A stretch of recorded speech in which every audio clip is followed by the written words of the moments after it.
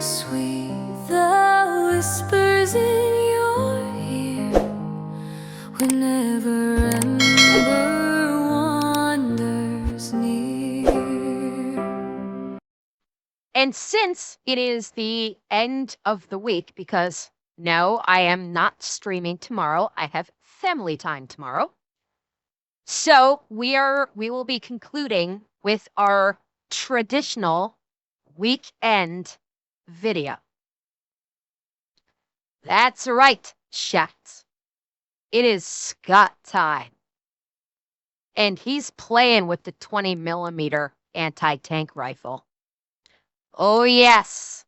He's doing the 20mm versus the Husafell Stone. Yeah, it's time for big fucking boom. Are we ready? Let's go.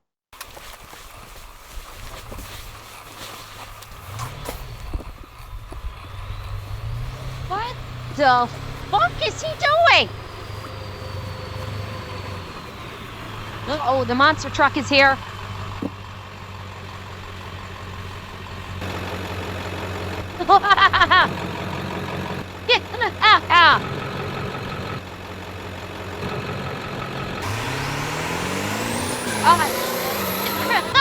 Stupid lizard, I'm gonna get you this time!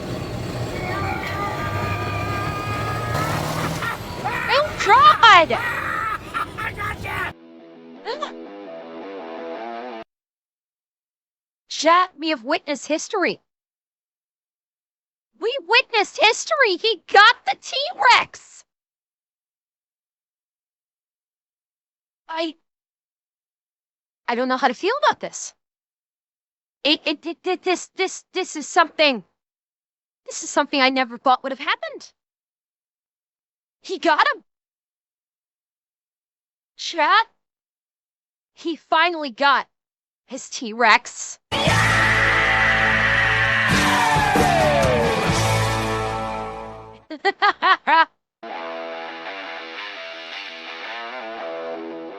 What's up, everybody? My name is Scott, and you're watching Kentucky Ballistics. And over the years, I have tested a lot of different gym equipment against firearms. We've done weights, we've done dumbbells, we've done Atlas stones, but today we have something that I have never tested out before. This is a Husafell stone. The Husafell stone originates from Iceland, and basically, if you could pick it up, it meant you were really, really strong. Now, it originally was made of stone, but now they are used in strongman competitions around the world, and it's no longer stone. This thing is made out of metal. It is hollowed out so you can add weight to it. And these things can get up to 410 pounds. The Husafell stone we have today is a 1/4 inch thick steel on both sides. And then I have it packed full of wet sand. This thing probably weighs close to 400 pounds. It is extremely dense on the inside. And then we have steel on both sides. So I think it's going to be very hard to make it all the way through this thing today. Yeah. I'm very excited to see what it could stop.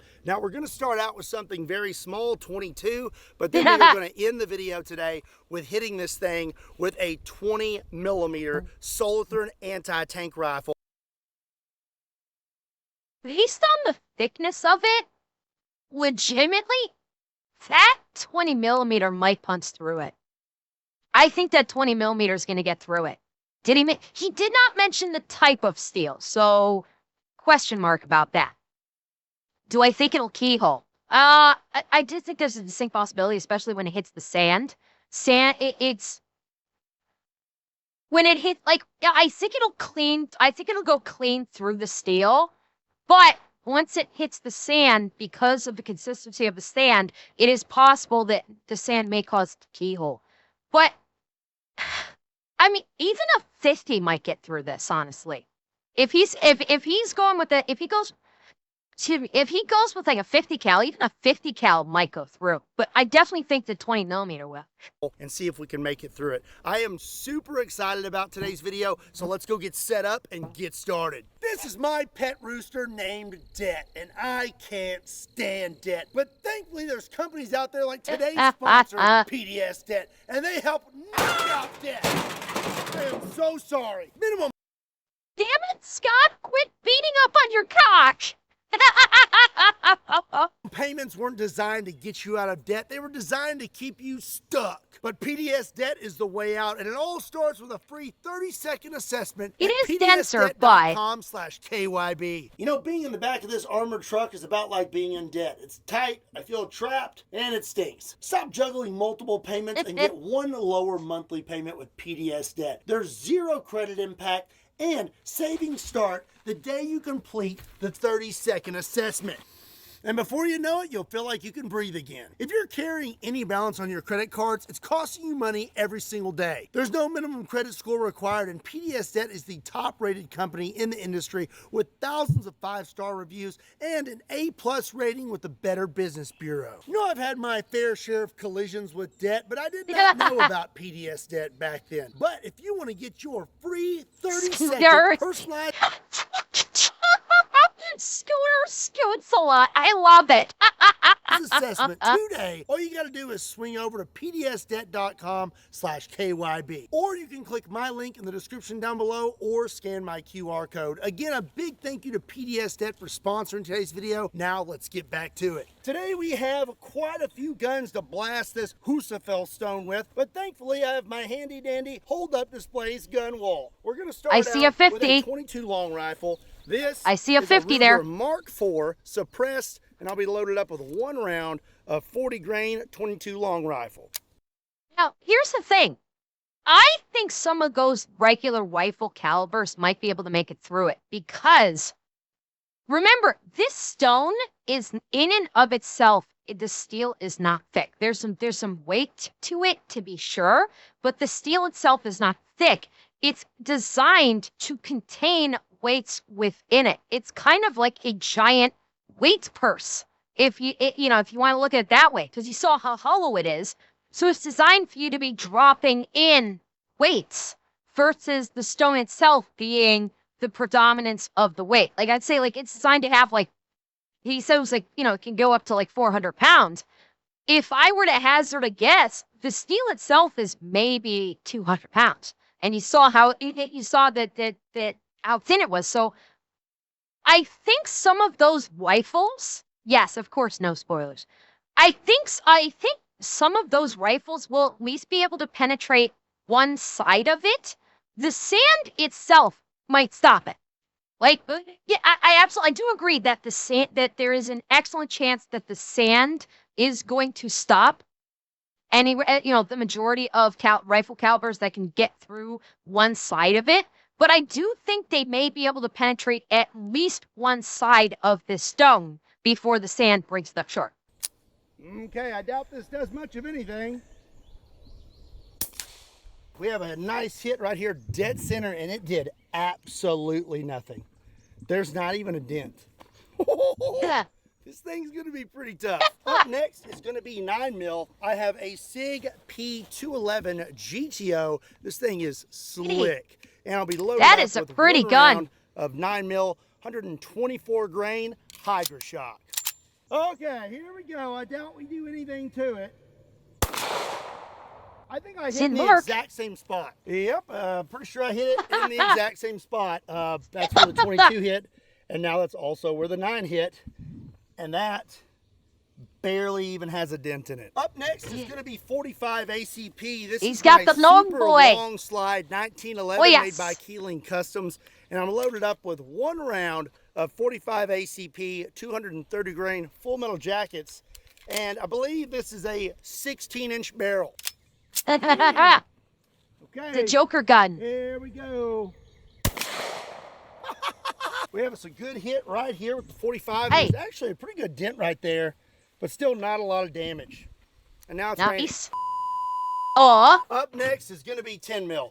This is a Gen 4 Another long Glock boy. 20, customized by Keeling Customs. Has a 16-inch barrel now, and I'm loaded up with one round of 10. He's really breaking out the pistols that she tells you never to worry about, isn't he, today, chat? 10mm, 155 grain full metal jacket. I don't think this is going to do much. Here we go. Nice. So we have our 10mm hit, and that actually put a pretty good dent in that. I mean, that is pretty Yeah. gnarly. I'm thinking there's a good chance we make it through at least the front of this thing today. Up Yes. next, we're going to see Yes. what happens when we hit that Husafell stone with the 357. Talking about that 357. And I'll be loaded up with some 125 grain 357. 10 mil put a pretty good dent in it. Let's see what this does. Here we go. Did he hit? Doesn't look like it did much. We have our 357 It died. hit. Put a pretty good dent in it, but still. No, that's okay. That's a surprising amount of, like, less spoil. Look at, yeah, no, it's, well, the dent, it's not, I'm not surprised about the size of the dent. I'm surprised of the lack of spalling compared to all of the other ones. That's the thing that's really striking me the most. Oh, not much damage. Up next, we are going to hit this thing with 44 Magnum. This is a Taurus Raging Hunter 44 Magnum, and I'm going to be loaded up with a special round. This is a 44 Magnum 250 grain Black Talon.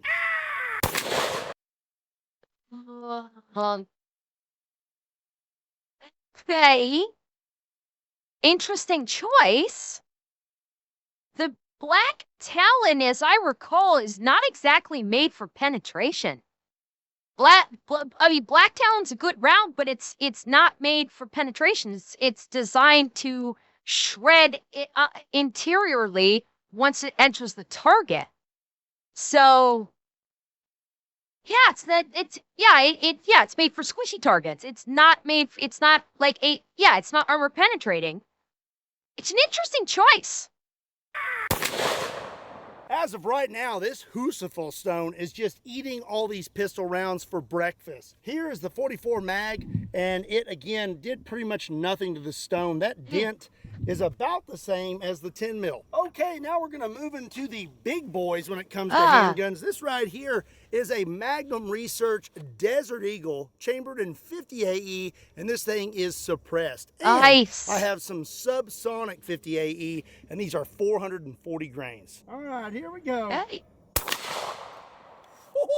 That looks solid. That 50 AE subsonic round definitely made the biggest mark on here. We have a lot of lead splash here, but not a very big dent. I think we're gonna have to step it up to something even bigger. 50. Well, I mean, you know, he's been shooting all pistol calibers, and pistol calibers have they're not AP style. The majority of pistol calibers are not AP style rounds. They're, you know, they have a broader head on the round itself. The rifle rounds is where I'm interested. Like, he's gonna bust out a shotgun here, I think, but honestly, I don't think the shotgun's to do much difference because you're gonna have a lot of energy dispersal on the target because of the flat head. It's not designed to go through. So I'm anxious to see the way you can get AP pistol round, but he hasn't been using that. I kind of would legitimately be curious to see what like a 9mm AP round would do. Like if he'd been able to get an AP rounds for that 9mm, I think it might have actually been able to punch through. But with standard, you know, FMJ or Hollow Point or Black Talon, as the case may be, it's not going to have that penetration to get through it. Rifles, on the other hand, are made for penetration. They're made for speed, and they're made to go through shit. So that's where our great equalizer is going to be. DAE did not do the trick, so now we're going to try 500 Smith & Wesson Magnum, and this is a special one. This is a Magnum Research 500 Magnum. No, of course, they're not nearly as effective but as the rifle. This thing is a snub, and it's gold, and it used to belong to Demo Ranch, but it's no longer his because I took it from him after I beat him in a spitting contest. And I'm gonna load this thing up with some 350 grain 500 Smith & Wesson Magnum. I'm not really sure what I'm gonna hit with this thing this far back, so I'm just gonna aim dead center and hope for the best. And I think I just kind of nipped it. Yeah. We hit right on the edge Ew. with that 500 Magnum. It looks That's like a good hit, busted though. that weld a little bit. Ew, Well, that was a other than solid. That didn't do a whole lot of damage, but that is the most damage we've done so far. That's a big Looks like that dent. thing is That was a sizable freaking dent. I would have liked to have seen what it, like, considering it's hitting at the weld point, I would have liked to have seen if it hit the flat. That's a hard hit. It is. Magnum. It looks like I busted that weld a little bit. But other than that, it didn't do a whole lot Yeah, of it's a damage, question but of that is the if most it's damage location we've or done not. so far. Looks like that thing is hitting a little high and way left because I was aiming right there. Judging from what I've seen so far, it looks like it's going to take some rifles to actually make it into the Husafell Stone. But before we do, we're going to hit it with a 12 gauge slug. This is a Remington 887 12 gauge shotgun, and I'll be loaded up with a 1 ounce 12 gauge slug. This is going to do absolutely nothing, I bet. Oh, hold up. Hold up. Absolutely nothing, I bet. It appears I hit right here with the 12 gauge slug, put a pretty good dent in it, and I believe... I thought I saw like sand go poof, but I think that was just spalling from the slug just evaporate, just disintegrating against the steel. That's hot. Well, it's not that hot, but that's it. That's the slug, or what's left of it. So, it looks like if you were hiding behind a Husafell stone and someone had a pistol or a shotgun, you would probably be pretty safe. But now we're gonna move on to rifles. And before we do, I'm going to turn this thing around. That way we have a fresh side because nice. It's starting to get confusing. Oh. On where we're hitting. So the first rifle we're going to use today is going to be a Q Sugar Weasel, and this thing is chambered in 5.56, and I'll be loaded up with 1 round in my 20 round mag with a 55 grain 5.56 full metal jacket. Nice. Let's see it. Here we go. I saw some sand. Yeah, me too. I want to see that again. Here we go. Yeah. Oh yeah. I told you those rifles are gonna go at least through one side. That definitely made it through, but I don't think I saw a plume. So I think it may have got trapped in the sand, so I don't think it got through the other side, but it went through the one side. It definitely went through the one, probably got trapped and got stuck. I aimed a little high with the 5.56. I'm wishing I would have aimed a little lower because we're definitely more dense here in the center. But we did make it through this first layer of steel. Yep. And if you look up here, there was literally no sand where that hit. So it hit there, blasted through this, but we have nothing on this backside at all. Looks like that round just got busted up after it went through that steel. Up next is going to be 7.62 by 39, but we don't have an AK-47 today. We have a CMMG Descent, and this has a 20 round mag, and I'm loaded up with 1 round of 7.62 by 39 full metal jackets. Gonna be completely honest, pretty sure this isn't sighted in. So 7.62, this actually has a chance of maybe making it through. Considering what the 5.56 did, this has a chance.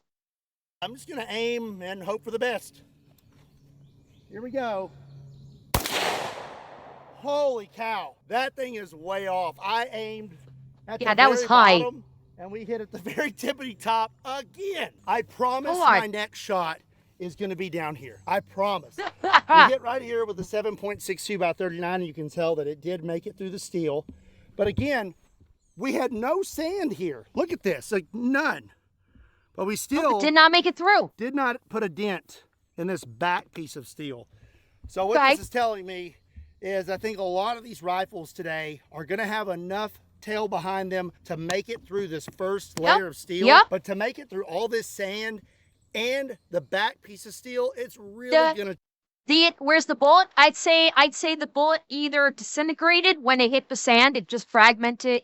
When it hit the sand, it just fragmented and shattered, and it's just pieces of our scout and sand. Or there was enough deviation when it hit the sand because he was hitting it so high. He was kind of hitting it at the top layer that maybe the sand deviated it and sent it up. It got to the first layer and maybe it hit the sand. The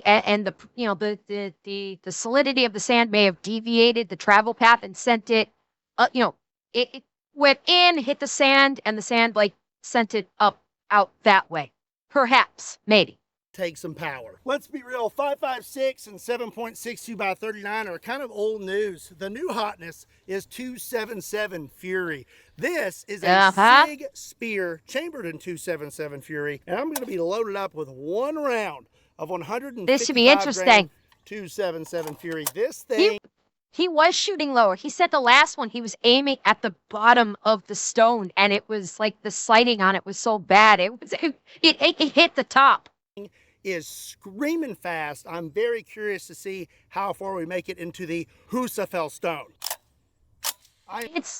The SIG is a very pretty gun, but from and like my first blush thought is, yeah, it looks great. From everything I've heard, this SIG is heavy and awkward to use.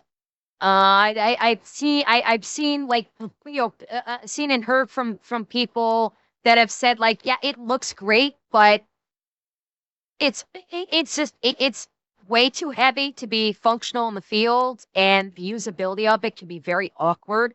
So it's kind of like Monet. It looks pretty from a distance, but when you get up close, it's like, I am not gonna hit up top this time. I promise. Here we go. Let's go check that out. Here is our hit with the 277 Fury, and we put a nasty hole in that thing. Wow. And I believe the sand just ate it up because, yeah, there is no new dents on the back of this thing. I think this also is really showing us the power of sand. You know, at war, they put sandbags up and they eat a lot of rounds. You mix some steel in there, and it seems like you got some pretty good protection. The SIG 277 Fury is a very fast-moving rifle round. Now we're going to shift gears back down to a slow-moving round, but it is very big and very heavy. This is a 7150 lever-action rifle, the biggest lever-action rifle ever, and it shoots this. The 7150, that is a 70 caliber lead ball that weighs 870 grains. Straight up pumpkin chucker. All right. It should be interesting. Here we go. Man, that thing be kicking. Okay. Yeah. I'm going to say that so far 7150 takes the cake for the biggest dent and the biggest splatter of lead on the Husafell stone. That not unexpected though. It was a ball round, and again, it's, you know, it's a big round, but it's a ball round, so it's not going to have, you know, to get through the steel, you want to have a smaller surface point of contact, which is why the rifle rounds are able to punch through. That ball round, you're getting, it's too fat. You're getting a lot of surface area contacting the metal, and it's basically going to, you're not getting a fine enough point in a single impact, fuck, words are hard tonight. You're not getting a fine impact point that will allow you to punch through the steel because there's more surface area. The steel is working against you, and all that surface area is dispersing without being able to get penetration. So honestly, this was not unexpected. Is a big mark, but it did not make it through the steel. But you can see that it put a pretty big dent in it. I mean, it tried.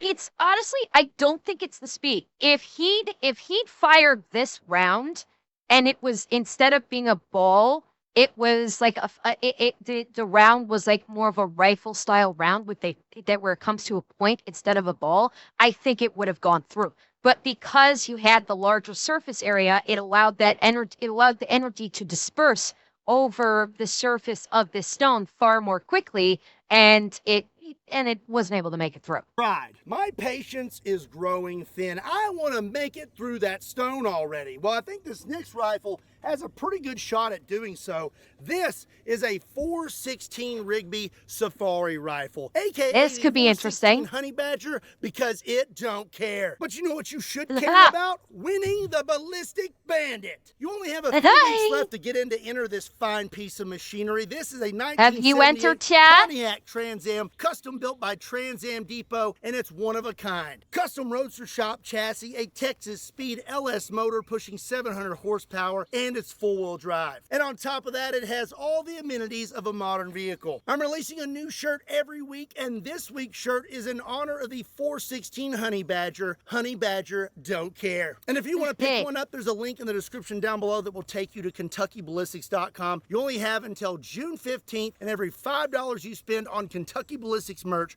will get you one entry to win the Ballistic Bandit. I'm going to be loaded up with a 416 Rigby 400 grain. Yeah, I mean, that is more of a blunted tip on that round, but the level of power going through it is still more angled. Given what the last one could do, given how big of a dent the last one did, this one might be narrow enough that it might be able to force that penetration through. Brass solid. It's basically a laser beam. This thing will go through just about anything. I'm very curious to see what happens. Okay. Here we go. That made it got in. She be kicking. Look at this. That is quite the hole. And there you go. It yep. made the paint all crispy around the edges. 5. Let's see if we made it all the way through.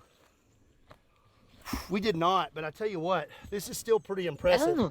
There is a dent right there. That That is insane. That's impressive. I am really surprised. That's impressive. That there's a dent on the back. I didn't think that we would be able to do that until we broke out the heavy artillery. That just really goes to show you just how powerful the 416 Honey Badger really is. Up next is a caliber that we have not used on the channel in quite a while, 338 Lapua Magnum. This is a Savage 111 that's in a Yankee Hill machine chassis, and I'm loaded up with one round of 338 Lapua. These are Underwood ammo, and they are That's a sniper caliber. If I'm not mistaken, 338 Lapua is what military snipers are using these days, and they're using those to basically clear like 1.5 2-mile targets. Yeah. Silver tip, yeah. This might have a chance. We might. And they are 240 grain.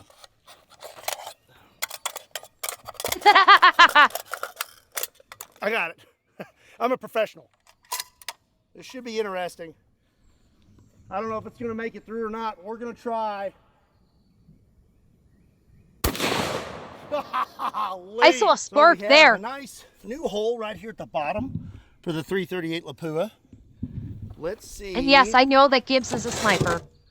We have a very small dent on the back. 416 Rigby actually That's put a a bigger surprise. dent in that than the That's a 338 surprise. Lapua. When it comes to legendary sniper rifles, there is one that is always at the top of the list, and that is a ShyTac M200 Intervention chambered in 408 ShyTac. And I just so happen to have one here. This one has a that is a custom beautiful paint job gun on it, and it's just so darn cute. American flag camo with a just put a thumb in it here on the carry handle, and on the side of the stock, you have the Kentucky Ballistics logo. That is a gorgeous rifle. Like, oh, I would love to shoot that thing. That is absolutely fucking gorgeous. Logo. 408 ShyTac is absolutely nothing to shake a stick at. This is 338 Lapua, and here it is compared to the 408 ShyTac. That is a 419 grain round that is absolutely screaming, and I'm very curious to see if we make it through the Husafell stone with this. All right. Here we go. Man, that thing was rocking after that shot. Did you get slow-mo of the stone?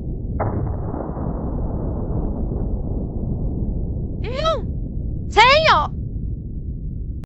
Now, why couldn't we get the slow-mo for all the other shots?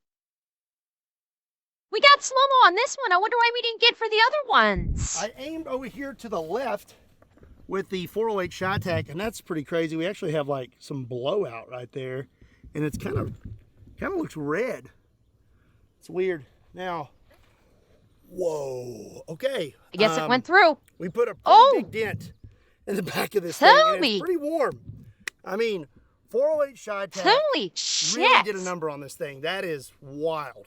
I only have 2 more options for making it through this Husafell stone, and the first one is 50 BMG. This is a Desert Tech bullpup 50 BMG. This and I'll be one loaded up with is the one I wanted round to see. of 660 grain full metal jacket 50 BMG. Yes. Okay. Be very curious to see what happens. Here we go. Wait.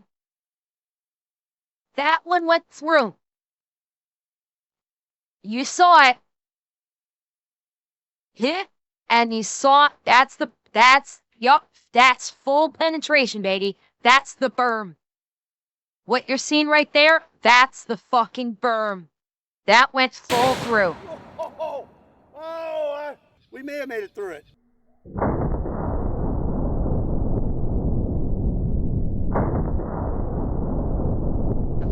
Ooh. Hold up. Let me see if we can see it. Let's see if we can see the round coming up through the other side. Look at the sparks.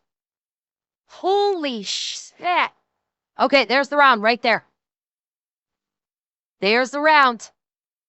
Yup, it went clean. It went clean through it. Oh God, the penetration. Oh God, it's fully penetrated. Oh God. Oh, it penetrates so good. Blasted out the ass of the table. It completely blew its ass out. You're not wrong. You're not wrong. And then, actually, that may be sand. I said sparks, but I think it's just the way the sunlight is hitting the granulars of sand. That may be sand blowing out the exit hole. Oh, yeah, baby. You think they're sparks? It could be. BMG. We hit right here. Looks like it peeled some of that jacket off when it went through there. And then we made it through it. We have a nice clean hole there, but looks like you can see a lot of that round in there. So I'm not really sure how much force it still had when it came out the back, but Interesting. we did make it through with 50 BMG. So now we have to hit the Husafell stone with one more rifle, and that would be an anti-tank rifle. I know what you're already thinking right now. Scott, why are you wearing those stupid glasses? Well, I'll tell you why. I'm tired of duct taping a GoPro to my face, so these have a nifty little camera in them. Now, glasses. this is my solo anti-tank rifle. It was made in Switzerland. It's from World War II, and it's a little over 6 foot long and weighs around 130 pounds. The barrel reciprocates, which is pretty cool, and you kind of need it when it comes to the round it shoots. It's 20 millimeter, 20 by 138 to be exact. God, this and is going to be compared great. to a 50 BMG. 50 BMG has a 660 grain round. This thing's packing a 2,300 grain round. So now you're going to get a view of what it looks like to operate this thing. We have our giant mag. Let's see if I can get that in there. There we go. Now, this thing has a bike chain inside it. You literally have to crank it to load this thing. So we just spin this. 1, 2, 3, 4. As you can see in there, or this is opened up. Now we're going to twist this backwards until that clicks in there. Then our giant mag goes in the side here, and this thing will probably automatically load it once you put it in there. Yep. And let's put on our safety. All right, let's take a shot and see if we can hit this thing. We have this a would be 2-finger interesting. trigger down here, and it's really weird aiming through this scope. So, gonna aim a little high. Here we go.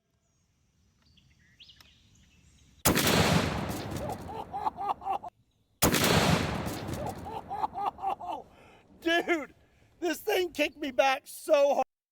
Hey, I totally missed where he hit. Let's see it again. Where did he hit?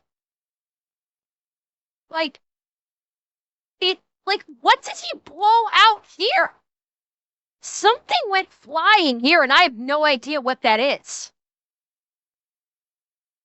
I'm not even sure where he hit. Legit, I cannot tell where he hit. Maybe here? I don't know. It's wow. Oh. I mean, that was the brick. That was the cinder block that I saw. He hit the fucker so hard. The cinder block.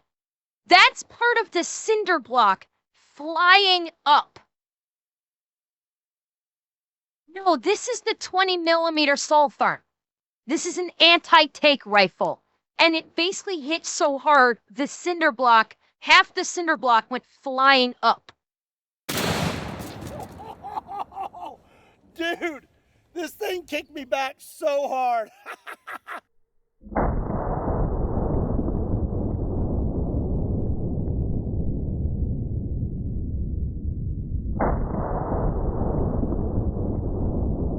Hey, it double stacked. Okay. Wow. Holy crap. Okay, I didn't realize he double stacked the cinder blocks. After I took my shot, the mag flies out, which that is actually a nifty little feature of the Solartherm. It auto ejects the mag on your last round. That way you don't have to pull it out before you put your new one in. Let's have a look here, shall we? Here is our 50 BMG hole. You can see that is a tiny hole compared to the Solartherm hole. Oh my goodness, we have like smoke coming out of that little hole. I don't want to put my thumb in that though, because I guarantee you that is stupid hot. Now let's take a look back here. Oh, wow, look at that exit hole. So there is the 50 BMG exit hole, and there is the 20 mil exit hole. Holy you can tell crap. that it went through this thing with a lot more force. I mean, just peeled all that metal back.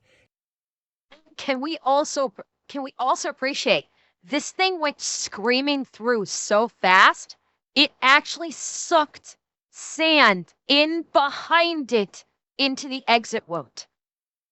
That's how fast it hit the front, traveled through the sand, was screaming through so fast it created a vacuum that pulled sand behind it into the exit hole as it exited.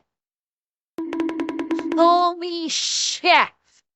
And then smacked this cinder block, and I mean just completely obliterated it before also hitting the berm. That 20 millimeter is a whole nother animal. Yeah. Oh, I'm really curious to see if there's anything in there. Oh my God. Come on, Scott. Do your Viking ancestors proud. A lot of paint. A lot of sand in there. These were, I'll admit to some jealousy here, honey. Okay. Gonna kind of sift through this a little bit. See if I can find anything. Oh, there's something. That is, I don't even know what that is. That's a pretty big one. I really want to find, that may be it. That may be the 408 shot attack. I think that's a piece of cat poop. Oh. Think we found the 416 honey badger. Check that out. Oh, it wow. retained pretty much everything. It's just smushed. Oh, it That mushroomed, kinda. Was not playing around. And neither was the 20 mil. So here's a 50 BMG hole. I can barely fit my pinky through there. And then there's 20 mil. I can get my whole thumb in there. What else would you like to see me blast with the 20 millimeter anti-tank rifle? Let me know in the comment section down below.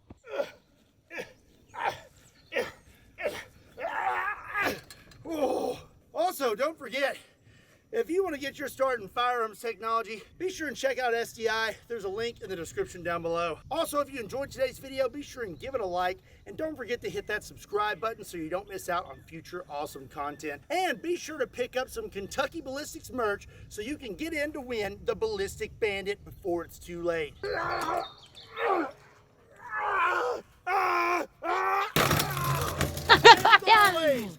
name is Scott. Thank you so much for watching Kentucky Ballistics, and I'll see you next time.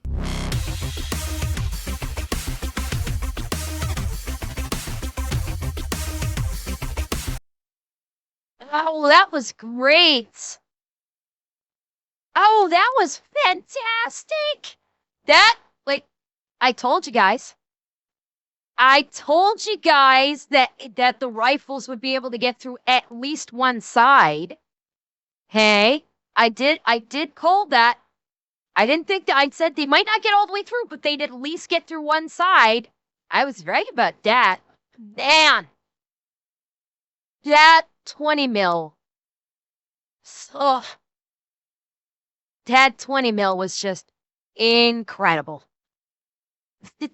Yes, I want my pull-ups.